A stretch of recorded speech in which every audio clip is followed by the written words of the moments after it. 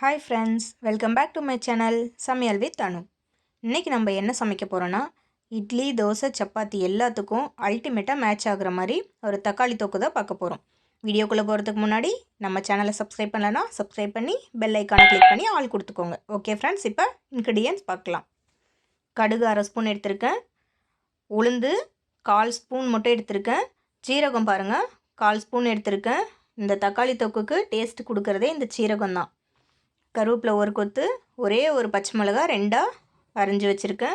4 பல் பூண்டு தட்டி வச்சுருக்கேன். 2 மீடியம் சைஸ் வெங்காயம், பெரிய வெங்காயம் கட் பண்ணி வச்சுருக்கேன்.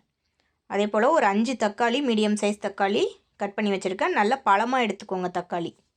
ஓகே ஃப்ரெண்ட்ஸ், நெக்ஸ்ட்டு சீரகத்தூள் 1/4 ஸ்பூன் எடுத்திருக்கேன். மிளகாத்தூள் 1/2 ஸ்பூன் எடுத்திருக்கேன். பெருங்காயத்தூள் 1 பிஞ்ச், மஞ்சத்தூள் 1/4 ஸ்பூன், மல்லித்தூள் 1/2 ஸ்பூன், உப்பு தேவையான அளவு. நான் வந்து 1 ஸ்பூன் உப்பு எடுத்திருக்கேன். இப்போது பேனில் 3 ஸ்பூன் ஆயில் ஆட் பண்ணியிருக்கேன். ஆயில் நல்லா ஹீட் ஆகட்டும். ஆயில் ஹீட் ஆகிடுச்சு, கடுகு ஆட் பண்ணிக்கலாம். கடுகு நல்லா பொரிஞ்ச உடனே உளுந்து ஆட் பண்ணிக்கலாம். அடுத்து சீரகமும் ஆட் பண்ணி நல்லா இதை ஃப்ரை பண்ணலாம். இப்போ இது கூட கருவேப்பிலை ஆட் பண்ணிக்கலாம். அடுத்து பச்சை மிளகாயும் பூண்டையும் ஆட் பண்ணி பூண்டோட பச்சை வாசனை போகிற வரைக்கும் நல்லா ஃப்ரை பண்ணலாம்.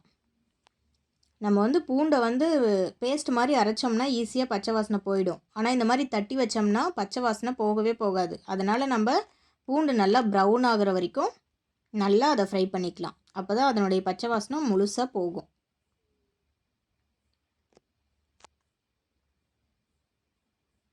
பாருங்கள், இப்போ பூண்டு நல்லா ப்ரௌனாக பொரிஞ்சிருச்சு. இப்போ அதனுடைய பச்சை வாசனை எல்லாம் போயிடுச்சு. இப்போ நம்ம வெங்காயம் ஆட் பண்ணிக்கலாம். வெங்காயம் ஆட் பண்ணி நல்லா ஃப்ரை பண்ணிக்கலாம்.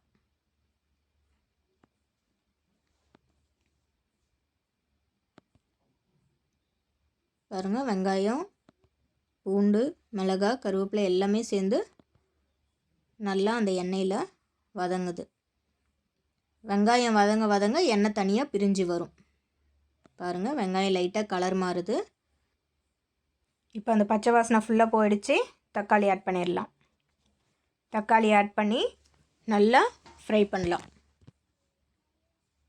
அந்த எண்ணெயோட தக்காளி நல்லா மிக்ஸ் ஆகட்டும்.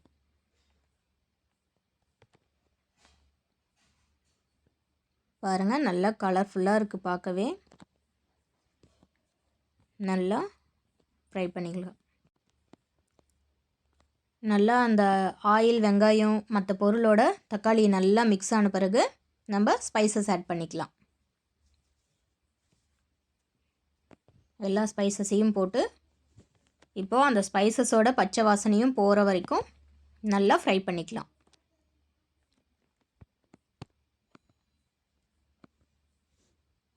இப்போ பாருங்கள், அந்த ஸ்பைசஸும் தக்காளி வெங்காயத்தோட நல்லா மிக்ஸ் ஆகிடுச்சு. நல்லா இன்னும் அதனுடைய பச்சை வாசனை போகிற வரைக்கும் நல்லாவே ஃப்ரை பண்ணிக்கலாம். நல்லா ஃப்ரை பண்ணி விட்டுட்டு ஒரு 5 நிமிஷம் மீடியம் ஃப்ளேமில் மூடி வைக்கலாம். இப்போ பாருங்கள் ஃப்ரெண்ட்ஸ், 5 நிமிஷம் கழித்து எப்படி இருக்குதுன்னு சொல்லி நல்லா மேஷ் ஆகிடுச்சு. பாருங்கள், இப்போ கரண்டில் மிக்ஸ் பண்ணி விட்டாலே நல்லா தெரியுது. தக்காளி வந்து நல்லா வதங்கி நல்லா வெந்திருக்கு. பாருங்கள், எல்லா மசாலாவும் ஒன்றா மிக்ஸ் ஆகிடுச்சு. ஃப்ளேவரும் நல்லா இருக்குது. இது இட்லி, தோசை, சப்பாத்தி எல்லாத்துக்குமே அல்டிமேட்டாக இருக்கும். சூடாக சாதத்தோடு போட்டு பிணைஞ்சு சாப்பிட்டாலும் ரொம்ப டேஸ்ட்டாக இருக்கும். கண்டிப்பாக இந்த டிஷ்ஷை ட்ரை பண்ணி பாருங்கள். ஓகே ஃப்ரெண்ட்ஸ், இந்த வீடியோ உங்களுக்கு பிடிச்சிருந்தா லைக் பண்ணுங்கள், ஷேர் பண்ணுங்கள். நெக்ஸ்ட் வீடியோவில் பார்க்கலாம். பாய்.